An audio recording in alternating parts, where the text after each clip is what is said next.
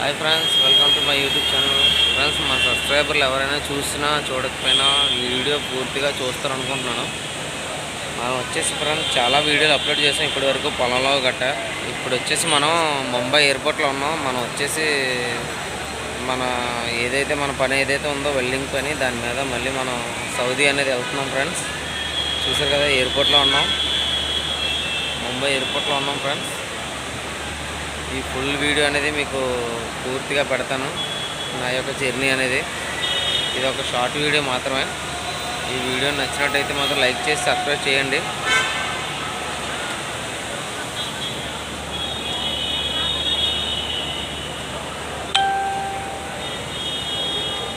Chhatrapati Shivaji Mumbai international airport.